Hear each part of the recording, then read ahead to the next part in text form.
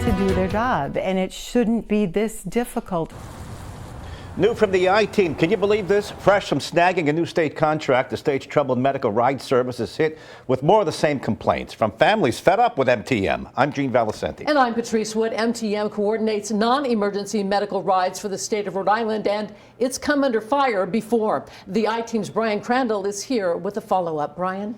Yeah, Patrice and Gene, we've been reporting on MTM for years. The company got a new $40 million contract with the state last July to coordinate medical rides through a network of contractors for residents on Medicaid assistance, the elderly, disabled, those in need.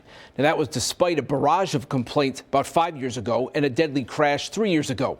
The state has told us the new deal came with tougher standards for the company to meet. It's been a constant challenge. Mounting frustration.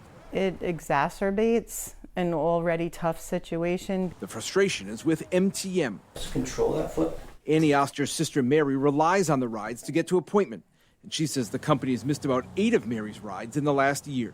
Suddenly we don't have a ride anymore because they cancel and say that either they never scheduled it or that they don't have a driver any longer. She spends a great deal of time getting ready for these appointments. As someone who's disabled, it's hard for her to prepare for an appointment. And for multiple reasons, it's not good for Mary to miss appointments at the rehab facility she's trying to get to. She's been told if her rides are not secured and she doesn't show up for an appointment, she's in jeopardy of being thrown out of the program. It's not safe if I don't get to these appointments. Megan Green and her mother told us MTM contractors missed 3 ride appointments over an 11-day period just last month. Right now I'm very sick, and I think a lot of it could have been prevented if I was able to get to my appointments. It's not right that they don't show up. One appointment had to be rescheduled to November.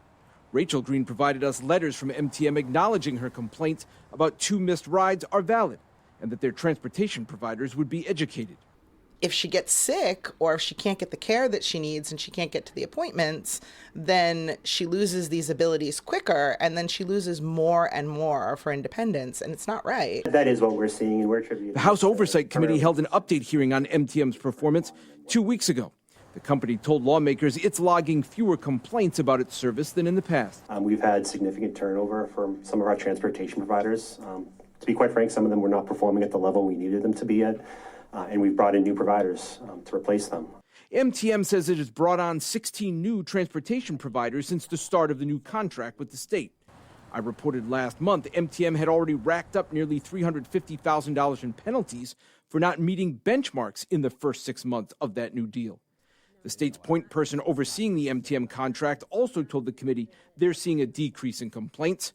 Only a fraction of a percent of complaints over 180,000 rides in January and February. The complaints definitely have come down. I'd like to think that it's attributed to all the steps that both EOHHS and MTM have taken. That doesn't mean there aren't any complaints either. Eventually doctor's appointments get tired of you calling them a few minutes before the appointment and canceling it. There are consequences that come with that too.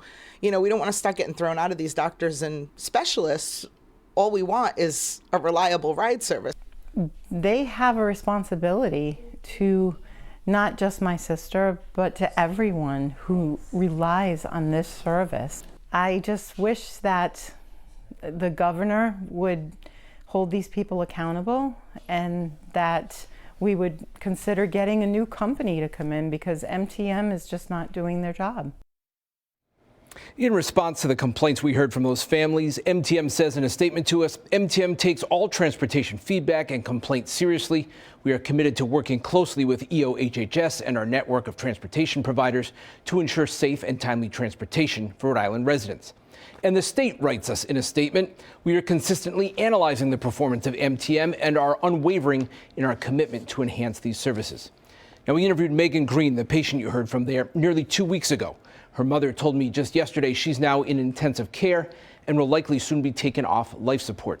Her mother insisted to me she still wanted that interview to air in hope, she says, that it makes a difference for other families. I'm Brian Crandall, NBC 10 News.